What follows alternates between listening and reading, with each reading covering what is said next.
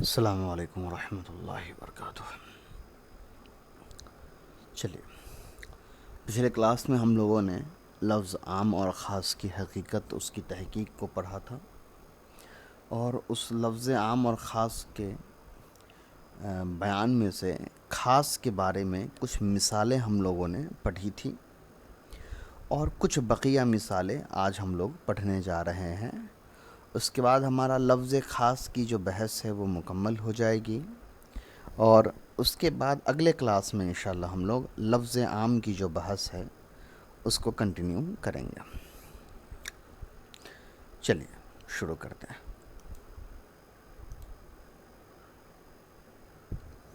یہ سبق پڑھنے کے لیے، سمجھنے کے لیے پرانے جو سبق ہیں وہ یاد رہنے ضروری ہیں، تو اس چیز کے لیے آپ بہت سیور ہو جائیں کہ آپ کو پرانے سبق یاد ہیں۔ اگر ساری چیزیں نہیں بھی یاد ہے تو کم سے کم اتنی بات یاد ہے کہ لفظ خاص کیا ہوتا ہے، لفظ عام کیا ہوتا ہے، اور اس کی حقیقت کیا ہے۔ اتنا یاد رکھیے، نہیں تو پھر دقت ہوگی آگے کے بحث کو سمجھنے میں۔ چلیے، اور ایک اصول بھی یاد رکھ لیجئے کہ ہم نے پچھلے سبق میں یہ اصول پڑھا کہ خاص لفظ کے ساتھ جب بھی قیاس یا اجماع یا خبر واحد کا ٹکراؤ ہوگا تو قیاس، خبر واحد اور اجماع کو چھوڑ دیا جائے گا، اور خاص جو لفظ ہے اس پر عمل کیا جائے گا۔ تو آئیے اسی چیز کو باقی رکھتے ہوئے آگے کے سبق کو شروع کرتے ہیں۔ اس سے پہلے جو یہ مثال تھی، یہ تھی قیاس اور خاص لفظ کے ٹکرانے کے بارے میں، کہ قیاس اور خاص لفظ جب ٹکرایا تو امام ابو حنیفہ رحمۃ اللہ علیہ نے خاص لفظ کو ترجیح دی، خاص لفظ کو ترجیح دی، اور امام شافعی رحمۃ اللہ علیہ نے قیاس کو سامنے رکھا اور اس خاص لفظ کو ترجیح نہیں دی۔ تو ان دونوں کے اپنے اپنے اصول۔ اب دوسری جو مثال ہم پڑھنے جا رہے ہیں کہ وہ کذالک قولہ تعالی قد علمنا ما فرضنا علیہم فی ازواجہم۔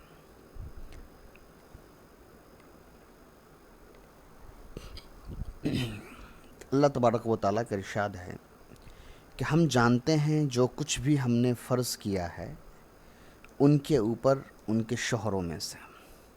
اس سے مراد مہر کا ہے کہ ہم جانتے ہیں کہ ہم نے جو کچھ بھی مہر کی مقدار فرض کی ہے شوہروں پر ان کی بیویوں کے لیے کے حق میں۔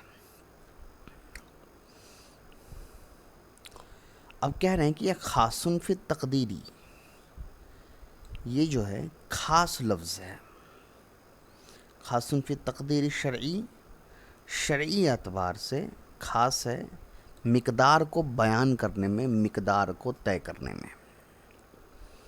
یعنی یہ شرعی مقدار ہے، ایک کوانٹیٹی ہے جس کو اللہ تبارک و تعالیٰ نے طے کر دیا ہے بطور مہر۔ فلا یترک العمل بہ، اس پر عمل کو نہیں چھوڑا جائے گا، یعنی اس آیت پر کو اگنور نہیں کیا جائے گا، اس کے عمل کو نہیں چھوڑا جائے گا، بی اعتبارین، اس اعتبار سے کہ انہو عقد مالی، کہ وہ ایک مالی عقد ہے، مالی یعنی لین دین والا ایک وعدہ ہے۔ فیعتبر بالعقود المالیتی، اور تو اس کا اعتبار کیا جائے عقود مالیہ پر۔ میں سب سمجھاتا ہوں، ابھی صرف لفظی ترجمہ کر رہا ہوں، جیسا کہ آپ پہلے سے بھی جان رہے ہیں کہ ہم پہلے لفظ پڑھتے ہیں، عبارت پڑھتے ہیں، اس کا بالکل ٹھیٹھ لفظی ترجمہ کرتے ہیں، پھر ایک ایک مشکل الفاظ کی تشریح کرتے ہیں، اور اس کے بعد وہ پورا مسئلہ ہم سمجھاتے ہیں۔ تو پریشان نہیں ہونا ہے، عقود مالی کیا ہے، عقد مالیون کیا ہے، تقدیر شرعی کیا ہے، اس سے پریشان نہیں ہونا ہے۔ فیکون تقدیر المالی فیہ موقولا، تو اس میں ہوگا مال کی مقدار طے یا طے شدہ کیا جائے گا، الی رائے الزوجین، دونوں یعنی میاں بیوی کے رائے کے اوپر، کما ذکرہ الشافعی رحمہ اللہ، جیسا امام شافعی رحمۃ اللہ علیہ نے ذکر کیا ہے۔ سب سے پہلے بات یہ سمجھ لیجئے کہ ما فرضنا علیہم من ازواجہم، یہ تو ترجمہ آسان ہے، قرآن کی ترجمہ ہے کہ ہم نے جان لیا جو کچھ بھی ہم نے فرض کیا ہے شوہروں پر ان کی بیویوں کے لیے مہر کے مقابلے میں۔ خاص فی تقدیر شرعی، تقدیر شرعی کہا جاتا ہے اس مقدار کو، تقدیر شرعی اس مقدار کو کہا جاتا ہے جس کو شریعت نے طے کیا ہو۔ عقد مالیون، عقد مالیون کا مطلب ہوتا ہے مونیٹری ڈیل، جو مالی ڈیل ہوتا ہے۔ جیسے مان لیجیے میں نے زید سے پین بیچا، تو زید سے جو میں نے پین بیچا 5 روپے کے عوض میں، کہ میرے پاس ایک پین ہے، زید کو میں نے پین دیا، کہا 5 روپے میں یہ قلم تم خرید سکتے ہو۔ زید نے کہا ٹھیک ہے مجھے پین دے دو، میں 5 روپے دے دیتا ہوں۔ تو یہ ایک مالی عقد ہوا، یہ میں نے طے کیا، میری قلم تھی، میں نے طے کیا میں کتنے میں بیچوں گا۔ خریدنے والے نے بھی اپنا طے کیا کہ ٹھیک ہے اگر اتنا میں ہے تو اتنا میں ہم لے لیں گے، کوئی دقت نہیں ہے۔ تو اس کو کہا جاتا ہے عقد مالی، اسی کو العقود المالیہ بھی کہا جاتا ہے۔ دونوں ایک ہی لفظ ہے، ٹھیک ہے، کوئی دونوں میں تبدیلی نہیں ہے، لفظ بھی ایک ہے اور حقیقت بھی ایک ہے۔ عقد کی جمع بس عقود ہے، اور مالیہ جو ہے وہ مالیتن سے مالی ہے، ٹھیک ہے، کوئی حرج نہیں ہے اس میں۔ تو مونیٹری جو مالی ہیر پھیر ہوتا ہے یا جو بھی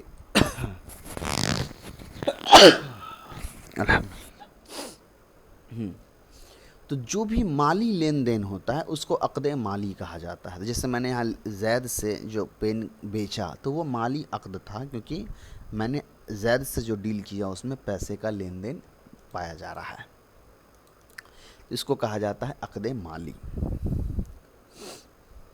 موکولن کا مطلب یہاں پر جو ہے سمجھ لیجئے کہ اگر بہت آسان انداز میں ترجمہ کیا جائے تو طے شدہ کر لیجئے، یا جو فکس کیا جائے، یا جس کے اوپر دارومدار ہوتا ہے، ہر اعتبار سے اس کا ترجمہ کر سکتے ہیں،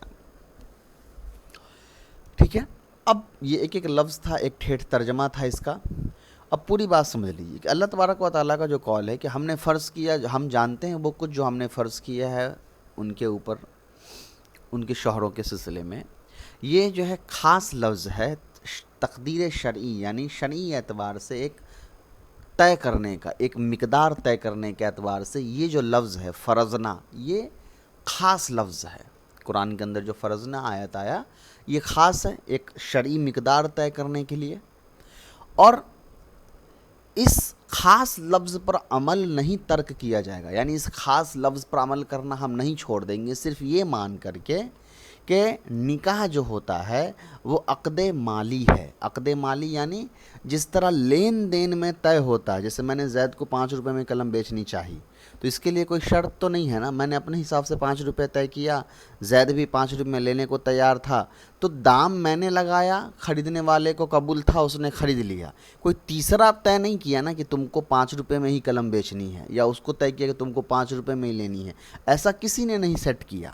تو ایسے ہی عقد مالی پر قیاس کرتے ہوئے امام شافعی رحمۃ اللہ علیہ کہتے ہیں کہ یقون تقدیر المالی فیہ موقولا الی رائی الزوجین کما ذکرہ شافعی رحمۃ اللہ علیہ، کہ جس طرح سے مالی لین دین میں قیمت کا طے کرنا یا قیمت کا ادا کرنا، لینا دینا خریدنے اور بیچنے والے کے اوپر ہوتا ہے، کوئی تیسرا آ کر کے طے نہیں کرتا ہے یا پہلے سے طے نہیں ہوتا ہے، ٹھیک ویسے ہی مہر کے سلسلے میں بھی شوہر بیوی کی اپنی جو رائے ہوگی مہر کو دینے میں اور لینے میں اس پر ہوگا، کوئی تیسرا طے نہیں کرے گا کہ شوہر کو اتنا مہر دینا ہے یا بیوی کو اتنا مہر لینا ہے، ٹھیک ہے۔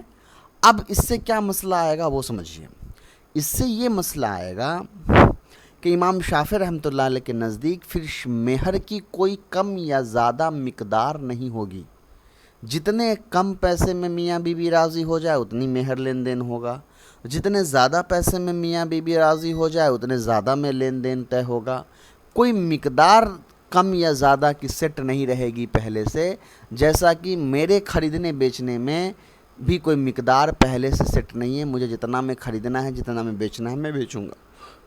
تو یہاں پر قیاس کیا گیا مالی لین دین کے جو سودے ہیں اس کا نکاح کے اوپر، کہ جس طرح خرید بکری میں پہلے سے کوئی مقدار طے نہیں ہوتی ہے، کوئی تیسرا طے نہیں کرتا ہے، کم سے کم قیمت اور زیادہ سے زیادہ قیمت پر ایک دوسرے سے ساری چیزیں بیچی خریدی جا سکتی ہے، ویسے ہی مہر کے سلسلے میں بھی پہلے سے کوئی مقدار سیٹ نہیں ہوگا کہ اس سے کم نہیں یا اس سے زیادہ نہیں، کم سے کم زیادہ سے زیادہ جتنا آدمی چاہے اتنی مقدار کی مہر لے دے کر سکتا ہے۔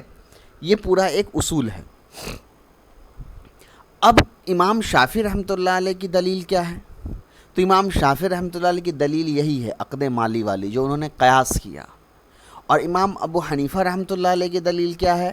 امام ابو حنیفہ رحمۃ اللہ علیہ کی دلیل یہ لفظ ہے، ما فرضنا، یہ جو ہم نے فرض کیا۔ کیوں؟ اب اس کو سمجھیے، یہاں کیا ہوا، قرآن جو ہے وہ قیاس کے مقابل میں آیا ہے، یعنی یا الٹا کہہ دیجئے کہ قیاس جو ہے وہ قرآن کے مقابل میں آیا ہے۔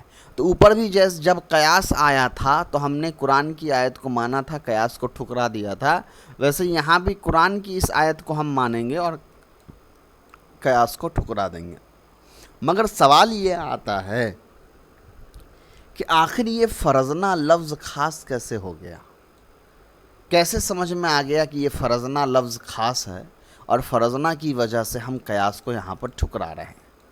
تو اس کے لیے ایک چھوٹی سی بات جو ہے اس کو سمجھیے، کیا ہے وہ سمجھیے۔ جب بھی قرآن کے اندر کسی چیز کے آپ نے اصول فقہ کے اندر اس سے پہلے بھی پڑھا ہے، اگر آپ نے اردو کی کوئی اصول فقہ کی کتاب پڑھی ہے تو، اور میں نے بار بار کہا ہے کہ اس کتاب کو پڑھنے کے لیے، سمجھنے کے لیے اچھے طریقے سے ایک اردو کی کوئی اصول فقہ کی کتاب ضرور پڑھ لیجئے۔ میں نے آلریڈی آسان اصول فقہ کی کتاب چینل پہ ڈالی ہوئی ہے، پلے لسٹ میں جا کر کے اس کو پڑھ لیجئے تاکہ بہت ساری چیزیں آپ کے لیے سمجھنا آسان ہو جائیں۔ آپ نے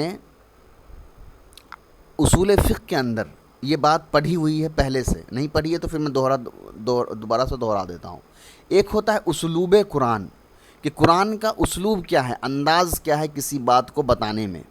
تو اس میں ہم نے سمجھا ہے کہ جو چیزیں کمپلیٹلی حرام ہوتی ہے وہاں پر اللہ تعالیٰ حرمنا کا لفظ استعمال کرتے ہیں، اور جو چیز کمپلیٹلی فرض ہوتی ہے وہاں پر اللہ تعالیٰ سیدھے کتبہ یا فرض کا لفظ استعمال کر دیتے ہیں، جیسے فرضنا ہے نا۔ تو جب بھی فرضنا کا لفظ قرآن میں استعمال ہوتا ہے تو اس کا مطلب ہوتا ہے کہ وہ فرض کے دائرے میں ہے، وہ کلیئرڈ ہے، اس کی کوئی ایک مقدار آلریڈی سیٹ ہے۔ جیسے زکوٰۃ فرض ہے، مان لیا جائے، جب کہا جاتا ہے زکوٰۃ فرض ہے تو اگرچہ قرآن میں زکوٰۃ کی مقدار لکھی ہوئی نہیں ہے کہ کتنا پرسنٹ زکوٰۃ ہم کو کتنے مال پر ادا کرنا ہے، لیکن قرآن میں جیسے ہی لکھ دیا گیا کہ زکوٰۃ فرض ہے تو یہ سمجھ میں آ گیا نا کہ یہ فرض ہے، اس کو ہم قیاس سے یا کسی چیز سے چھٹکارا نہیں پا سکتے ہیں اس سے۔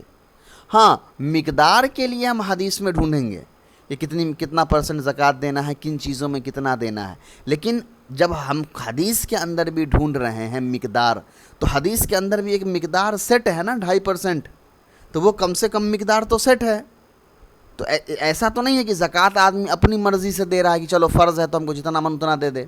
تو جب بھی کوئی چیز فرض ہو جاتی ہے، یاد رکھیے گا، جب بھی کوئی چیز فرض ہو جاتی ہے تو اس کی مقدار شرعی جو ہوتی ہے وہ اپنے آپ فکس ہو جاتی ہے کہ اتنا تو کرنا ہی پڑے گا۔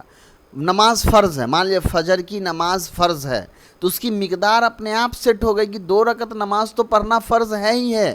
ایسا نہیں کہ ہم 1 رکعت پڑھ لے، 4 رکعت پڑھ لے کہ چلو فجر ہی تو پڑھنا ہے نا، ہم جتنا رکعت پڑھ لیں گے، نہیں، مقدار سیٹ ہو گیا۔ تو جب بھی قرآن کے اندر کوئی چیز فرض کہلاتی ہے تو اس کی مقدار اللہ تبارک و تعالیٰ کی طرف سے شریعت میں پہلے سے سیٹ کی جاتی ہے۔ حدیث اس مقدار کو واضح کر دیتی ہے، بیان کر دیتی ہے کہ اللہ تبارک و تعالیٰ نے کون سا مقدار سیٹ کیا ہے، کون سی لمٹ سیٹ کی ہے۔ تو یہاں بھی اللہ تبارک و تعالیٰ نے مہر کے سلسلے میں فرضنا لفظ لا کر کے یہ مقدار بتا دیا کہ اس کی مقدار سیٹ ہے، کتنا دینا چاہیے کم سے کم یہ سیٹ ہے۔ اب حدیث کے اندر سے ہم کو ڈھونڈنا پڑے گا کیا مقدار ہے، تو حدیث کے اندر 10 درہم کم سے کم مہر دینے کی مقدار ایک حدیث کے اندر آتی ہے۔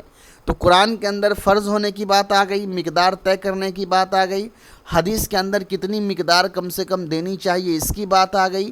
تو اب اس سے یہ اندازہ ہو گیا کہ جب یہ تقدیر شرعی ہے، جب شرعی لیمیٹیشن لگ چکا ہے، شرعی کوانٹیٹی بتائی جا چکی ہے، تو وہاں پر ہم صرف یہ قیاس کر کے کہ نکاح بھی تو ایک خرید بکری ہی ہے، نکاح میں بھی تو ایجاب و قبول ہوتا ہے جیسے خرید بکری میں ایجاب و قبول ہوتا ہے، وہ قیاس کر کے اس ڈیل کو نہیں، اس جو خاص والا جو لفظ ہے فرضنا، اس کو ہم نہیں چھوڑ سکتے ہیں۔ تو یہ ہے امام ابو حنیفہ رحمۃ اللہ علیہ کی دلیل۔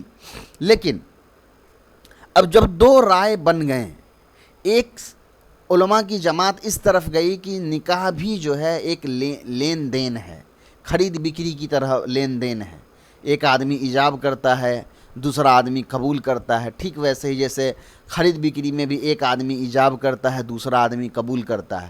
تو امام شافعی رحمۃ اللہ علیہ نے نکاح کے پورے کانسیپٹ کو خرید بکری پر ترجیح دی، خرید بکری پر قیاس کر دیا۔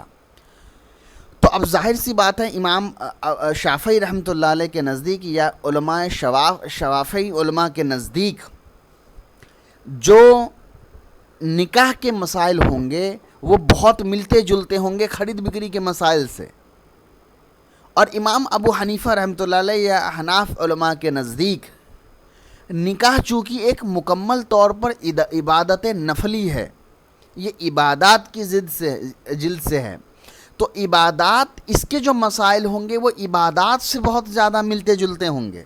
تو نکاح سے متعلق اب جتنے مسائل ہوں گے امام شافعی رحمۃ اللہ علیہ لین دین کے حساب سے ڈیل کریں گے، اور امام ابو حنیفہ رحمۃ اللہ علیہ نکاح کے مسائل ڈیل کریں گے سوشلی معاشرتی اعتبار سے اور عبادتی اعتبار سے۔ تو یہاں یہ بنیاد ہے ان دو علماء یا ان دو جماعتوں کے اختلاف کا۔ تو ہم صرف اگر اختلاف پڑھیں گے اور ان کے اصول اور ان کے پیچھے کے جو راز ہیں کہ یہ اختلاف بنا کیسے، یہ اختلاف کی شروعات کہاں سے ہوئی، اس تک نہیں پہنچیں گے، تب تک ہم پرانے علماء سے ہمیشہ بدگمان ہوتے رہیں گے۔ اس زمانے میں جو سب سے بڑی خرابی پیدا ہوئی ہے وہ یہی ہوئی ہے کہ ہم اس اختلاف کے جڑ تک نہیں پہنچ پا رہے ہیں، یا قصداً ہم عام لوگوں کے سامنے اپنے رائے کا اظہار کرتے وقت پرانے علماء کی رائے کی وجہ کو بیان نہیں کرتے ہیں کہ اگر یہ حدیث کے خلاف جا رہے ہیں یا قرآن کے خلاف بظاہر دکھ رہا ہے جاتے ہوئے، جس کے پیچھے کا مقصد کیا ہے، اس کے پیچھے کی حقیقت کیا ہے۔ تو سمجھ میں آ گیا کہ دو الگ الگ جماعت بنی۔ امام شافعی رحمۃ اللہ علیہ کے نزدیک نکاح بھی ایک لین دین ہے، تو لین دین کے ہی سارے مسائل یہاں ڈیل کیے جائیں گے۔ امام ابو حنیفہ رحمۃ اللہ علیہ کے نزدیک نکاح چونکہ ایک عبادت ہے، تو عبادات کے سلسلے میں جتنی باتیں ہوتی ہیں اس کو عبادات کے پہلو سے حل کیا جائے گا۔ لیکن اب مسئلہ بدلے گا، کیسے؟ وہ ذرا دیکھیے کہ وہ فرع علی ذالک، اس سے بہت سارے جو مسئلے نکلیں گے۔ وہ پہلا، ان التخلی لنفل العبادتی افضل من اشتغالی بالنکاح۔ ایک سب سے بڑا مسئلہ یہ نکلے گا کہ ان التخلی، خالی ہو جانا، خلوت اختیار کر لینا، اکیلا ہو جانا، آئسولیٹڈ ہو جانا، لنفل العبادتی، نفلی عبادات کے لیے، افضل ہے من اشتغالی بالنکاح، نگاہ میں مشغول ہونے کی وجہ سے۔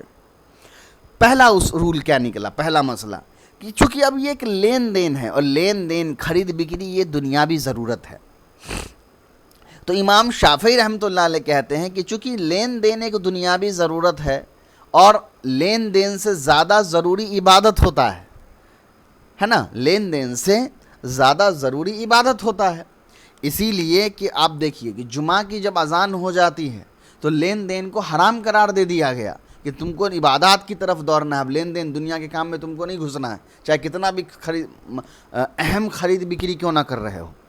تو پتہ چلا کہ عبادات جو ہوتا ہے وہ دنیا کے معاملوں سے زیادہ ترجیح والا ہوتا ہے۔ تو نکاح جو ہے چونکہ یہ لین دین ہے، چونکہ امام شافعی رحمۃ اللہ نے شروع سے نکاح کو لین دین کی طرح دیکھا، تو جیسے خرید بکری کرنا ایک دنیاوی ضرورت ہے، نکاح بھی ایک دنیاوی ضرورت ہے۔ تو اسی لیے اگر کوئی انسان نکاح نہ کر کے، وہ بغیر نکاح کیے ہوئے وہ اپنی پوری زندگی کنوارے عبادات میں، نفلی عبادات میں، ذکر میں، تسبیحات میں گزارتا ہے، تو امام شافعی رحمۃ اللہ علیہ کے نزدیک اس کا یہ عمل بہت افضل ہے، کیونکہ وہ ایک دنیاوی کام کو چھوڑ کر کے، دنیاوی فائدے والے کام کو چھوڑ کر کے ایک دینی کام کر رہا ہے۔ دلیل کیا ہو سکتی ہے؟ دلیل یہ ہو سکتی ہے، ایک تو میں نے عبادت والا بتا ہی دیا، اب چونکہ دنیا میں نکاح میں جب آدمی شامل ہوتا ہے تو اپنی ذاتی نفسانی خواہشات، اپنی شہوانی خواہشات کی تکمیل کرتا ہے، تو اس سے دنیا میں اس کو فائدہ ہوتا ہے۔ لیکن جب وہ بندہ عبادات میں، نفلی عبادات میں، ذکر و تسبیحات میں ہوتا ہے تو اس سے ڈائریکٹلی آخرت کا فائدہ ہوتا ہے، اور بندہ آخرت کے لیے پیدا ہوا ہے۔ تو امام شافعی رحمۃ اللہ علیہ کے نزدیک یہ اصول ہے کہ نکاح سے زیادہ بہتر ہے نفلی عبادات میں مشغول ہو جانا۔ اب امام ابو حنیفہ رحمۃ اللہ علیہ کے نزدیک چونکہ نکاح عبادت ہے، تو اب عبادات یہ آلریڈی ہے، تو یہ افضل ہوگا، یہ بہتر ہوگا۔ اب وجہ کیا ہو سکتی ہے؟ تو وجہ بیان کرنے کے بہت ساری چیزیں ہو سکتی ہیں۔ دیکھیے ایسا نہیں ہے کہ امام شافعی رحمۃ اللہ علیہ کے نزدیک کے پاس اس چیز کی دلیل نہیں ہے۔ حدیث میں کچھ تو حدیث ہیں ایسی جس کے اندر نکاح نہ کرنے کی فضیلت بیان کی گئی ہے، ایسی بھی حدیثیں ہیں جس کے اندر نکاح کی فضیلت بیان کی گئی ہے۔ تو دونوں کے سرکمسٹینسز ہیں، دونوں انسان کی اپنی اپنی زندگی اور اپنے اپنے حالات کے حساب سے طے ہوتا ہے کس کے لیے ابھی عبادات کرنا زیادہ بہتر ہے، کس کے لیے نکاح کرنا زیادہ بہتر ہے، وہ ایک الگ بحث ہے۔ یہاں اصولی بات پر ہو رہی ہے کہ چونکہ اب امام شافعی رحمۃ اللہ علیہ نے نکاح کو دنیاوی لین دین سے قیاس کیا ہے، تو ان کے نزدیک جو اہمیت دنیاوی لین دین کی ہے، خرید بکری کی ہے، وہی اہمیت ان کے نزدیک نکاح کے بھی ہے۔ امام ابو حنیفہ رحمۃ اللہ علیہ کے نزدیک چونکہ نکاح عبادت ہے، تو جو اہمیت عبادات کی ہے وہی اہمیت ان کے نزدیک نکاح کی بھی ہے۔ بات ختم ہو گئی۔ دوسرا، وَأَبَاحُ إِبْطَالِهِ بِالطَّلَاقِ كَيْفَ مَا شَاءَ الزَّوْجُ مِنْ جَمْعٍ وَتَفْرِيقٍ، اور مباح قرار دینا، یا اباحہ فعل سمجھ لیے، وَأَبَاحَ إِبْطَالَهُ، امام شافعی رحمۃ اللہ علیہ نے مباح قرار دیا ہے، مطلب جائز قرار دیا ہے، ابطالہ نکاح کو توڑ دینا، بالطلاقی طلاق کے ذریعے سے، کیف ما شاء الزوج، جیسا وہ بندہ چاہے، جیسا شوہر چاہے اس طرح وہ نکاح دے کر کے طلاق ختم کر لے، من جمعین یعنی ایک ہی بار میں، و تفریقین یا الگ الگ کر کے ایک ایک کر کے طلاق دینے میں، اس کو دونوں طریقے سے جائز ہے۔ کیوں؟ چونکہ جب امام شافعی رحمۃ اللہ علیہ نے اس کو لین دین سے قیاس کیا، لین دین سے کمپیئر کیا، تو جیسے آپ خرید بکری میں میں نے کہا زید سنو 5 روپے میں یہ قلم لے لو، زید نے کہا نہیں میں نہیں لوں گا، نہیں مجھے نہیں چاہیے، میں 5 روپے میں نہیں لوں گا، تو اس نے 3 بار بول کر کے ختم کر دیا میری بات کو کہ نہیں مجھے یہ سودا منظور نہیں ہے، یا اس نے ایک بار کہا کہ نہیں 5 میں نہیں، اس نے ایک بار بول کر ختم کیا، تو یعنی جس طریقے سے بھی میرے ایجاب کو اس نے ٹھکرایا، اس نے میرے ڈیل کو ختم کیا کہ نہیں بھائی میں نہیں خریدوں گا۔ تو چونکہ یہ بھی نکاح بھی ایک مالی لین دین تھا، نکاح ہو گیا، اب کسی وجہ سے آپ کو لگ رہا ہے کہ نہیں چل رہا ہے، تو آپ ایک بار میں ختم کریے اس عقد کو، اس نکاح کو، یا آپ 3 بار بول کر ختم کر لیجئے، الگ الگ بول کر کے، یا 1 مہینہ 2 مہینہ 3 مہینہ کر کے بول ختم کریے، دونوں طریقے کا اختیار آپ کو ہے، کوئی حرج نہیں ہے۔ امام ابو حنیفہ رحمۃ اللہ علیہ کے نزدیک ایسا نہیں ہوگا۔ امام ابو حنیفہ رحمۃ اللہ علیہ کے نزدیک چونکہ نکاح عبادت ہے، تو اس کو اگر چھوڑنا بھی ہوگا، نکاح کو توڑنا بھی ہوگا، تو جو عبادات کے اصول ہیں اسی اصول کے مطابق نکاح کو توڑنا پڑے گا۔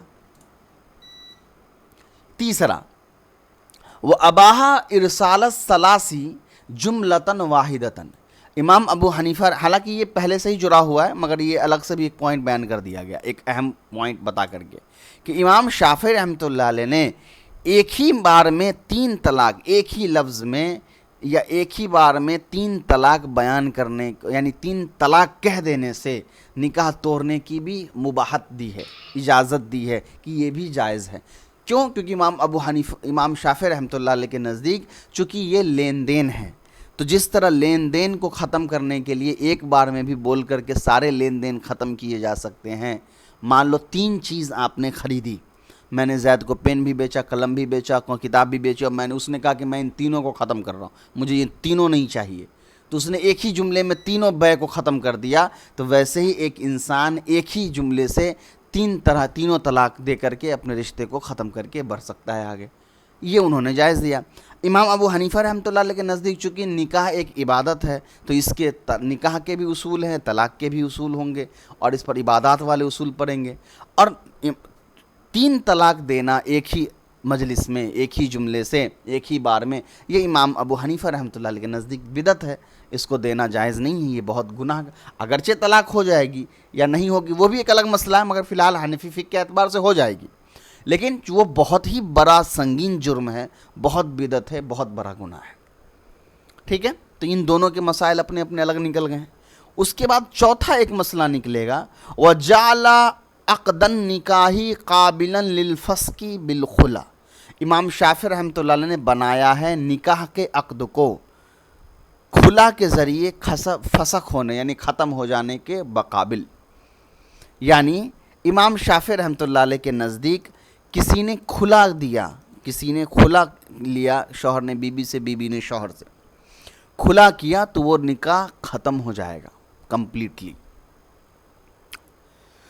امام ابو حنیفہ رحمۃ اللہ علیہ کے نزدیک کسی نے کھلا لیا تو کھلا لینے کے بعد طلاق بائن پڑے گا، مکمل طور پر نکاح ختم نہیں ہوگا۔ یعنی اگر وہ دوبارہ اس عورت سے شادی کرنا چاہے تو اس مرد کو 2 طلاق کا اختیار ابھی بھی ہوگا۔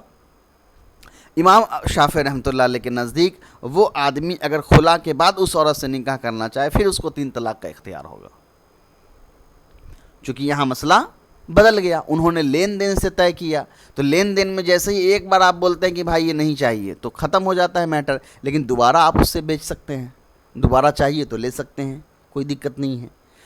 عبادات میں ایسا نہیں ہے، عبادت میں جب ایک بار آپ نے کھلا کر لیا وہ طلاق بائن ہو گیا تو طلاق بائن ہو جانے کے بعد پھر گنجائش نہیں ہے کہ وہ پھر باقی رہے، آپ نے ایک بار رشتہ توڑ لیا، اب 2 ہی بار آپ کو توڑنے کا موقع ملے گا۔ چلے، اچھا، ہو سکتا ہے کہ اس میں تھوڑا سا آپ کو ڈاؤٹ ہو جائے تو اس کو تھوڑا سا اور ایک بار سنیے تو سمجھ میں آ جائے گا۔ نکاح فسخ ہونا اور طلاق ہونا یہ 2 الگ الگ چیز ہوتا ہے۔ فسخ کا مطلب ہوتا ہے کہ وہ ویلڈ ہی نہیں تھا، جیسے فسخ کا مطلب ہوگا کہ اس چیز کی وہاں ضرورت ہی نہیں تھی۔ مثال کے طور پہ کسی نے اجنبی عورت سے کہہ دیا کہ میں نے تم کو 3 طلاق دیا، جاؤ، تو وہ اس کا طلاق بول دینا وہ کوئی کام کا نہیں، وہ فاسق ہے، وہ ختم ہے، وہ انویلڈ ہے۔ کیوں؟ کیونکہ وہ آدمی کے نکاح میں وہ عورت ہے ہی نہیں، تو جب وہ نکاح میں ہی نہیں ہے تو طلاق بول کے فائدہ؟ تو فسخ الگ چیز ہوتا ہے اور طلاق الگ چیز ہوتا ہے۔ امام شافعی رحمۃ اللہ علیہ کے نزدیک جب خلا کیا جائے گا تو وہ نکاح فسخ ہو جائے گا، یعنی وہ نکاح ختم ہوگا لیکن طلاق واقع نہیں ہوگی۔ نکاح یعنی چونکہ لین دین ہے نا، لین دین کا مطلب ہے کہ وہ لین نہیں چلا، ڈیل نہیں ہو پایا۔ مان لیا کہ زید نے فاطمہ سے شادی کی اور شادی کے ٹائم سارا چیز طے ہو رہا تھا، پھر کچھ بات نہیں بنی اور فاطمہ نے یا زید نے خلا کر لیا، یعنی ایک فریق نے توڑ دیا اس ڈیل کو، اس نکاح کے ڈیل کو، تو نکاح ہی نہیں ہوئی، ختم۔ تو اب کچھ دن کے بعد واپس سے زید یا فاطمہ چاہیں کہ اسی سے ایک دوسرے سے شادی کر لے اور وہ شادی ہو جائے، تو چونکہ طلاق نہیں پڑا تھا تو ابھی بھی زید کے پاس 3 طلاق دینے کا ادھیکار ہوگا، 3 بار طلاق دینے کا ادھیکار ہوگا۔ امام ابو حنیفہ رحمۃ اللہ علیہ کے نزدیک چونکہ یہ عبادت ہے اور عبادات کے اپنے اصول ہیں، کھلا ہوگا تو کھلا کا مطلب کیا ہوتا ہے کہ آدمی نہیں رہنا چاہ رہا ہے ساتھ میں، تو جب نہیں رہنا چاہ رہا ہے تو نہیں رہنا کی مشابہت ہوگی طلاق سے، چونکہ اسلام میں عبادت کے اصول ہیں۔ مان لو کہ کوئی آدمی نماز نہیں پڑھنا چاہ رہا ہے، نماز میں ہے اور اس کو نماز توڑنا ہے، تو نماز توڑنے کے ایک اصول ہے نا کہ نماز کیسے توڑے گا، پھر وہ واپس آ کے کیسے کمپلیٹ کرے گا، 2 رکعت پڑھ کے وہ گیا تو واپس 2 رکعت پڑھے گا، تو ہر چیز کا ایک طریقہ ہے، چونکہ عبادت ہے تو اس کے اصول ہیں۔ تو جیسے نکاح عبادت ہے تو نکاح کے بھی ایک اصول ہے، اگر وہ نکاح سے نکلنا چاہ رہا ہے، اس نے کھلا کیا، دونوں فریق میں سے کوئی، تو اگرچہ اس نے نکاح سے نکلا ہے، نکاح کو انویلڈ کیا، توڑا، مگر چونکہ پھر بھی اب وہ اس کے اصول یہی تھے کہ شریعت نے دونوں کو الگ ہونے کے لیے طلاق دیا ہوا ہے تو ڈائریکٹلی طلاق پڑ جائے گا. یعنی ایسا نہیں ہوگا کہ طلاق پڑا ہی نہیں نکاح ٹوٹ جائے, نکاح ہوا ہی نہیں, یہ نہیں ہوگا, بلکہ طلاق پڑ جائے گا. اور جب طلاق پڑ گیا پھر کچھ دن بعد من کیا کہ نہیں اسی سے شادی کریں گے, تو اب واپس جو اس سے شادی ہو رہا ہے تو چونکہ وہ ایک طلاق آلریڈی دے چکا ہے, اب اس آدمی کے پاس 2 ہی طلاق دینے کی اجازت ہوگی, 2 ہی طلاق کا اختیار ہوگا. چلیے اب آ جائیے تیسرا مسئلہ. وَكَذَلِكَ قَوْلُهُ تعالیٰ, اسی طریقے سے اللہ تبارک و تعالیٰ کہنا حَتَّى تَنْكِحَ زَوْجًا غَيْرَهُ, یہاں تک کہ وہ دوسری شوہر سے شادی کر لے. خاص سن, یہ لفظ خاص یعنی تنکیحہ جو ہے یہ خاص لفظ ہے. فی وجود النکاح من المرأتی, عورت سے نکاح کے وجود میں آنے کے لیے. فلا یترک العمل بہ, اس پر عمل نہیں چھوڑا جائے گا. بما روی عن النبی صلی اللہ علیہ وسلم, اس چیز کی وجہ سے جو نبی کریم صلی اللہ علیہ وسلم کی طرف سے نبی کریم صلی اللہ علیہ وسلم سے روایت کی گئی ہے. یعنی نبی کریم صلی اللہ علیہ وسلم سے کہا گیا ہے کہ ایو مرأۃ نکحت, یعنی آپ صلی اللہ علیہ وسلم نے فرمایا کہ کوئی بھی عورت جو نکاح کرتی ہے نفسہا, اپنے آپ کا, بغیر اذن ولیہا, اپنے ولی کی اجازت کے بغیر. ولی یعنی کوئی بھی اس کا جو گارجین ہو, جیسے کہ اس کے والد ہو, اس کے بھائی ہو, اس طرح. فنکاحھا باطل باطل باطل, تو اس کا نکاح باطل ہے باطل ہے باطل ہے, یعنی وہ نکاح نہیں ہوا. اب یہاں جو مثال ہے, یہاں کی مثال ہے خبر واحد اور خاص پر. اصول پہلے کیا بیان کیا گیا ہے کہ جب بھی خبر واحد اور خاص میں ٹکراؤ ہوگا, اگر ان دونوں پر عمل کرنے کا کے امکان کی پاسبلٹی کوئی امکان موجود ہوگا تو ان دونوں پر برابر عمل کریں گے. اگر امکان موجود نہ ہو اور خبر واحد پر عمل کرنے میں خاص کا حکم ٹوٹ رہا ہے تو پھر خبر واحد کو چھوڑ دیں گے, خاص کو لے لیں گے. جی قرآن کو لینا پہلے ترجیح دینا ضروری ہے. تو قرآن میں ایک لفظ ہے حتیٰ تنکیح زوجن غیرہ, اس کا ترجمہ پہلے غور سے سن لیجئے. یہاں تک کہ وہ عورت کسی اور مرد سے شادی کر لے. تو یہاں نکاح کی اجازت, نکاح کو کس کی طرف منسوب کیا گیا؟ عورت کی طرف. اور حدیث کے اندر آیا گیا کہ کسی عورت نے اپنے آپ کی شادی کر لی بغیر ولی کے تو اس کا نکاح باطل ہے باطل ہے باطل ہے. یہاں بھی نکاح کی کس کی طرف منسوب کیا گیا؟ عورت کی طرف. کلیئر ہے یہ چیز؟ یہاں تک یہ دونوں بات سمجھ گئے کہ یہاں کس چیز سے بحث ہو رہی ہے کہ ایک حدیث ہے اور ایک قرآن ہے. حدیث قرآن سے ٹکرا رہی ہے, ٹھیک ہے, قرآن کے خاص سے خبر واحد یہاں پر مقابلہ کر رہی ہے. اب کیا ہوگا سو سمجھیے.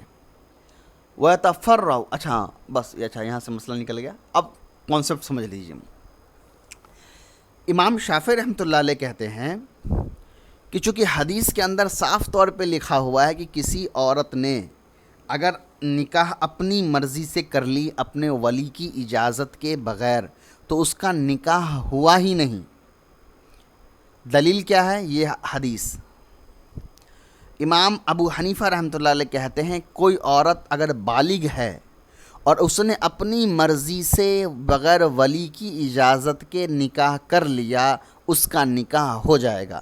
اس کی دلیل کیا ہے؟ اس کی دلیل ہے قرآن کی آیت حتیٰ تنکیح زوجن غیرہ, یہاں تک کہ وہ عورت کسی اور مرد سے شادی کر لے. قرآن صاف کہہ رہا ہے کہ وہ عورت شادی کر لے. یعنی اگر عورت کو شادی کرنے کا اختیار نہیں ہوتا تو تنکیحہ کی جگہ کوئی اور لفظ لایا جاتا یا کوئی اور ولی کی طرف نکاح کو منسوب کیا جاتا کہ یہاں تک کہ اس کا ولی کسی اور سے نکاح نہ کرا دے. لیکن قرآن نے کلیئرلی نکاح کو عورت کی طرف منسوب کر دیا کہ یہاں تک کہ عورت کسی اور سے نکاح کر لے. تو نکاح کر لینا یہ لفظ خاص ہے, اس کے ایک ہی معنی ہے کہ نکاح کر لینا, یہاں کوئی قید نہیں لگائی گئی. یہاں نکاح کی کو پورے کے پورے طور پر منسوب کر دیا گیا اس عورت کی طرف بغیر کسی ولی کی اجازت یا بغیر کسی ولی کے, یہاں کوئی قید نہیں لگائی گئی. تو جب قرآن نے صاف طور پہ یہ کلیئر کر دیا کہ نکاح ایک عورت خود بھی کر سکتی ہے اپنا کسی اور سے, تو اس کا مطلب یہ ہوا کہ یہاں پر ولی کی اجازت ضروری نہیں ہے. اب ایک چھوٹا سا سوال سمجھیے. چھوٹا سا سوال یہ ہو سکتا ہے کہ بھائی تنکیحہ ایک لفظ ہے عربی کا، سیگا ہے، لیکن تنکیحہ جو ہے نکحہ ینکحو، ضربہ یضربو، تضریبو کا جو سیگا ہے، تنکحو کا جو سیگا ہے، وہ واحد مذکر حاضر کے لیے بھی آتا ہے، واحد مؤنث غائب کے لیے بھی آتا ہے، سیم سیگا ہے۔ تو آپ نے ابھی یہ پڑھا تھا کہ خاص جو لفظ ہوتا ہے اس میں دو الگ الگ معنی کی گنجائش نہیں ہوتی ہے، وہ کسی ایک معنی کے لیے استعمال ہوتا ہے۔ تنکیحو کے اندر دو معنی آ جائیں گے، یہ ایک معنی ہوگا وہ عورت چاہے تو نکاح کر لے، دوسرا ہوگا تو ایک مرد کسی اور سے نکاح کر لے، تو پھر دقت ہو گیا۔ تو اس کا جواب بہت سمپل ہے، جواب یہ ہے کہ اس قرآن کے اندر یا عربی کے اندر فعل کی جو حقیقت ہوتی ہے وہ فاعل سے ثابت ہوتی ہے۔ فعل اصل نہیں ہوتا ہے، کام کرنے والا اصل ہوتا ہے۔ اگر فاعل ہے تبھی تو فعل ہے نا، اگر فاعل کا وجود نہیں ہے تو فعل کا بھی وجود نہیں ہے۔ جیسے میں نے کہا نصر زید، زید نے مدد کی، تو مدد کرنے کا جو عمل وجود میں آیا ہے وہ زید کی وجہ سے آیا ہے نا، اگر زید نہیں ہوتا مدد کرنے کے لیے تو نصر کبھی آتا ہی نہیں۔ تو تنکیحو جو لفظ ہے اس کے فاعل کو دیکھا جائے گا کہ یہ فاعل ہے کون۔ تو قرآن کی پوری آیت جو ہے اس سے پہلے گزری ہے، اس میں صاف طور پہ لکھا ہوا ہے، ہاں کی ضمیر گئی ہے، جو یہ بتا رہا ہے کہ یہ صیغہ مؤنث کے لیے ہے۔ اور میں نے آپ کو اسٹارٹنگ میں خاص کے بارے میں بتایا تھا کہ متکلم کے ذہن میں ہوتا ہے کہ یہ لفظ خاص استعمال ہوگا کہ عام استعمال ہوگا، اور عربی میں یہ لفظ وضع کیا گیا ہے عام اور خاص دونوں کے لیے، یعنی یہ لفظ مذکر کے لیے بھی استعمال ہوا ہے، مؤنث کے لیے بھی، لیکن پھر بھی متکلم کے نیت میں ذہن میں ہوتا ہے کہ یہاں پر یہ مذکر کے لیے ہے اور یہاں پر یہ مؤنث کے لیے ہے۔ بات سمجھ میں آئی؟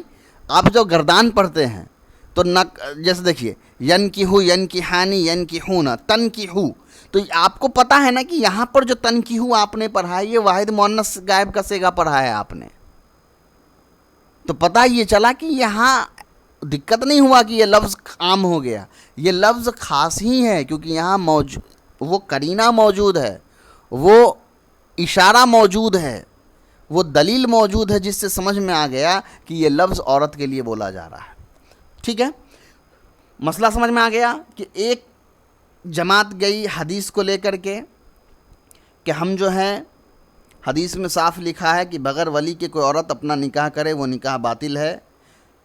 ایک جماعت گئی قرآن میں کہ جب قرآن نے صاف کہہ دیا کہ ایک عورت کسی اور مرد سے نکاح کر لے اپنا، تو جب قرآن خود کہہ رہا ہے کہ وہ اپنا نکاح کر لے، تو پھر یہاں ولی کی جب قید نہیں لگائی گئی تو ہم صرف ایک حدیث کے بنا پر قرآن کی اس آیت پر عمل کرنا نہیں بند کر دیں گے، ہم کو دوسرا صورت نکالیں گے دونوں کو الگ الگ طرح سے سمجھانے کی، وہ ایک الگ بات ہے۔ لیکن ظاہر سی بات ہے جب اصول کے بنا پر دو الگ الگ رائے ہو گئے تو بہت سارے مسئلے الگ الگ ہو گئے۔ پہلا مسئلہ کیا آئے گا؟ وَيَتَفَرَّعُ مِنْهُ، اور اس سے جو مسئلہ نکلا، پہلا مسئلہ کیا؟ الخلاف فی حل الوطئی، وطی کرنے میں خلاف۔ پہلا مسئلہ اختلاف آئے گا وطی کے اندر۔ وطی کا مطلب مرد عورت کا آپس میں ملنا، انٹیمیٹ ہونا، سیکسول ریلیشن شپ قائم کرنا۔ اب امام شافعی رحمۃ اللہ علیہ کے نزدیک چلو مان لو کہ ہندہ نام کی کوئی لڑکی ہے جس نے اپنا نکاح ولی کے بغیر کر لیا، امام شافعی کے نزدیک اس کا نکاح نہیں ہوا، امام ابو حنیفہ رحمۃ اللہ علیہ کے نزدیک اس کا نکاح ہوا۔ امام شافعی کی دلیل وہ حدیث ہے، امام ابو حنیفہ کی دلیل قرآن کی وہ آیت ہے۔ لیکن اب کیا ہوگا؟ مسئلہ بدلے گا نا۔ امام شافعی کے نزدیک اگر نکاح ہی نہیں ہوا تو مرد اور عورت کا ملنا یہ حرام ہو جائے گا۔ امام ابو حنیفہ کے رحمۃ اللہ علیہ کے نزدیک چونکہ نکاح ہوا ہے تو مرد عورت دونوں کا ملنا جائز ہوگا، تو مسئلہ الگ الگ ہو گیا۔ دوسرا وَلُزُومِ الْمَہْرِ، مہر کے بارے میں بھی وہی ہوگا۔ امام شافعی کے نزدیک جب نکاح ہوا ہی نہیں تو مہر کی کوئی ضرورت ہی نہیں ہے، مرد پر مہر دینے کی ضرورت نہیں ہے، عورت کو مہر لینے کی ضرورت نہیں ہے۔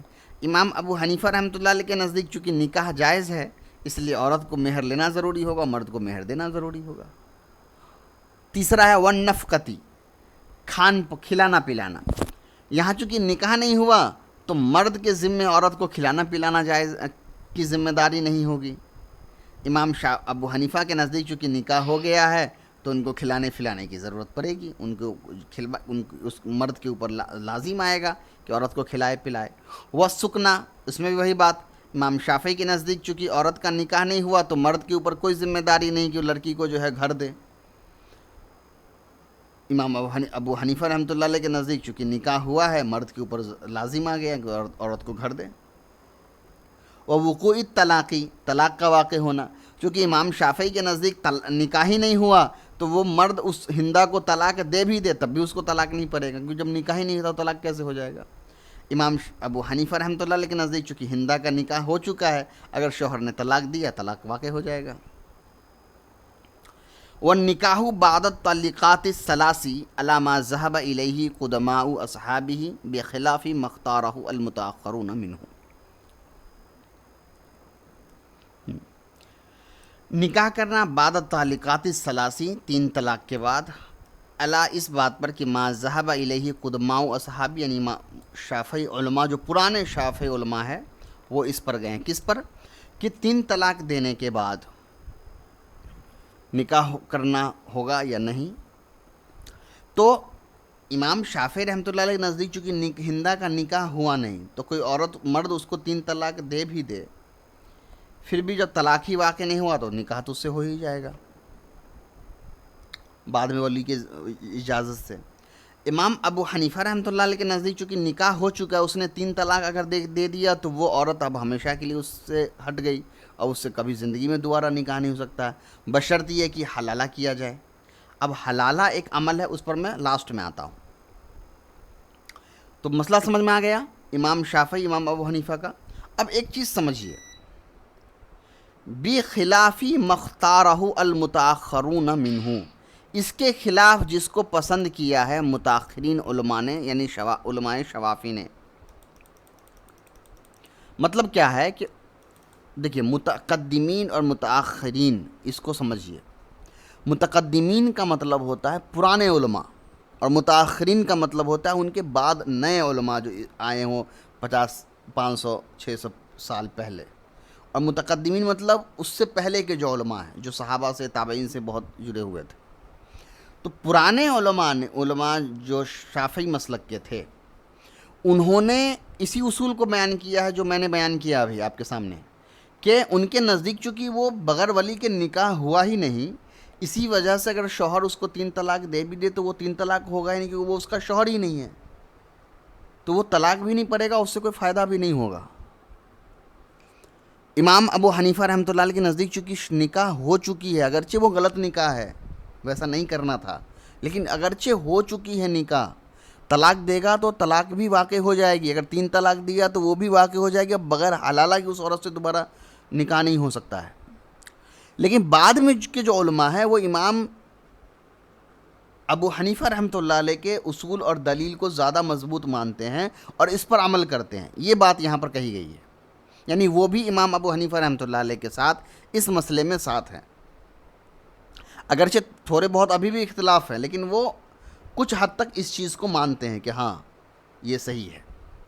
اب سمجھیے نکاح حلالہ کیا ہے، بڑا عجیب مسئلہ ہے اور اس کو بہت غلط طریقے سے لوگوں کے سامنے پیش بھی کیا گیا، اور اس میں کوئی دو رائے نہیں ہے کہ کچھ لوگوں نے اس کا بہت غلط طریقہ بھی اختیار کر رکھا ہے، اور بہت بار یہ شاید مجھے یہ نہیں کہنا چاہیے کہ علماء ایسے کرتے ہیں، حقیقی طور پہ علماء ایسے نہیں کرتے، کچھ ایسے لوگ جو علماء کی بھیڑ میں جاہل لوگ ہوتے ہیں وہ اصل میں لوگوں کو ابھارتے بھی ہیں اس عمل پہ۔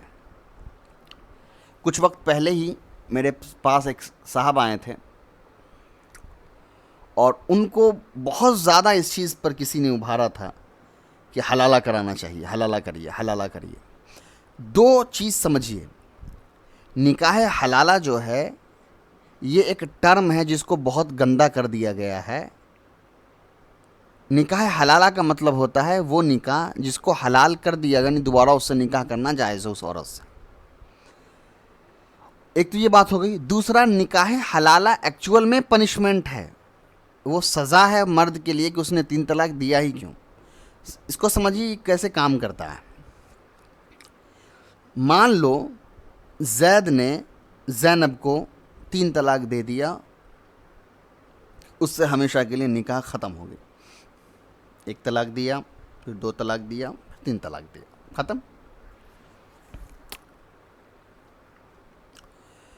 شریعت یہ کہتی ہے کہ اب زینب زید کے لیے کسی بھی حالت میں جائز نہیں ہے، وہ اس سے کبھی بھی نکاح نہیں کر سکتا ہے. ایک کنڈیشن ہے، ایک ایسا آپشن ہے جس میں وہ نکاح کر سکتا ہے. وہ کیا ہے؟ کہ زینب کی شادی پھر کسی اور انسان سے ہو جائے. یعنی زینب کی شادی مان لو بکر سے ہو گئی، اب بکر کی یا تو موت ہو گئی یا بکر نے بھی زینب کو طلاق دے دیا، دونوں میں نہیں بن پائی، اس نے طلاق دے دیا. تو چونکہ اب زینب کسی اور کے طلاق نکاح میں تھی، اس سے طلاق ہوا، تو اس کا جو ایک زندگی تھا وہ ختم ہو گیا. اب زید کے لیے اس زینب سے نکاح کرنا جائز ہے، پھر سے نیا نکاح وہ کر سکتا ہے. مطلب کیا ہے سمجھیے.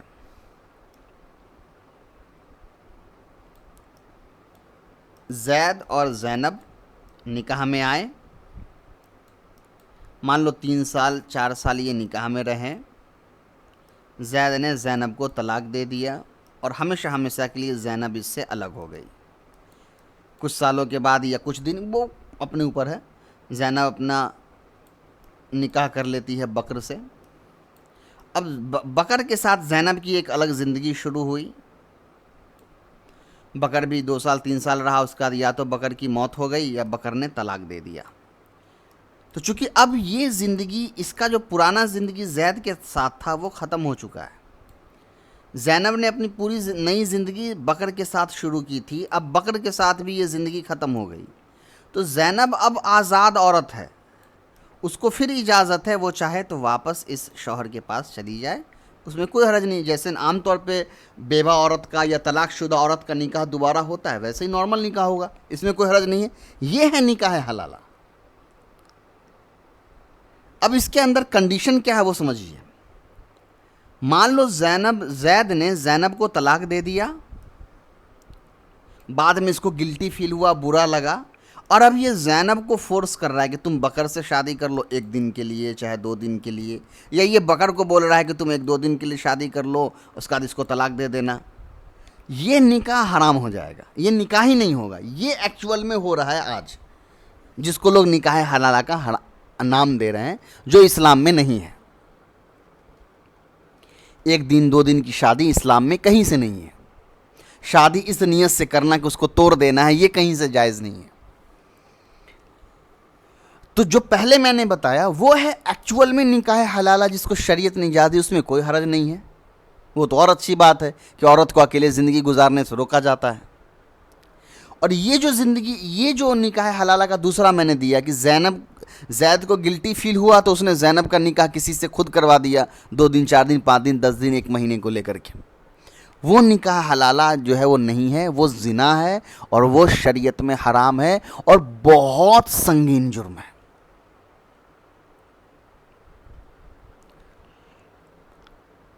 ٹھیک ہے. تو اب یہاں کہہ رہے ہیں کہ اگر کسی نے 3 طلاق دیا، اس لڑکی کو، جس لڑکی نے بنا ولی کی اجازت کے شادی کی ہے، امام ابو حنیفہ رحمۃ اللہ علیہ کے نزدیک وہ 3 طلاق واقع ہوگی. اب وہ ہندہ کبھی بھی اس کی بیوی دوبارہ نہیں بن سکتی ہے، اس کے ساتھ واپس سے وہ زندگی کنٹینیو نہیں کر سکتی ہے، اس کی زندگی پہ فل اسٹاپ لگ گیا اس کے ساتھ. اب ہندہ آزاد ہے، اس کو جس سے من ہے نکاح کر لے، نہیں من ہے زندگی بھر اکیلے زندگی گزار لے، کوئی حرج نہیں ہے.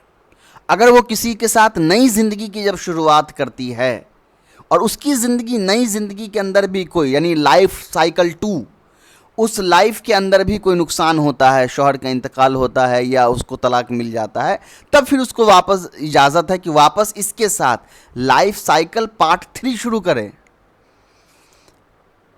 مان لو زینب کے ساتھ ایک زندگی جی، جس کو میں نے لائف 1 نام دیا. بکر کے ساتھ اس نے دوسری شادی کی تو وہ لائف 2 ہوا. واپس سے یہ زید کے ساتھ اگر زندگی جینا شروع کرے تو یہ نہیں ہوا کہ یہ لائف 1 کو کنٹینیو کر رہی ہے، نہیں، اس زندگی کا نام لائف 3 دیا جائے گا. یعنی یہاں پھر سے زید کو 3 طلاق کا اختیار ہوگا. یہ اس کے لیے نئی بیوی جیسی ہوگی، نیا مہر دینا ہوگا، نیا سب کچھ کرنا پڑے گا۔ اس کو کہا جاتا ہے نکاح حلالہ۔ اس کو نکاح حلالہ نہیں کہا جاتا ہے جو آج کے دور میں چل رہا ہے یا جس کو میڈیا پرچار کر رہی ہے، اور کچھ بھولے بھالے مسلمان اس میں پھنس بھی جا رہے ہیں دوسروں کے حیوانی اور شہوانی خواہشات کے چکر میں۔ تو یہ جو آیت ہے اس سے وہی نکاح حلالہ ثابت ہوتا ہے، حتیٰ تنکیح زوجن غیرہ، یہاں تک کہ وہ عورت ایسے شوہر سے شادی کرے جو اس کے علاوہ ہو، یعنی اس سے پہلے جو شوہر ہو اس سے۔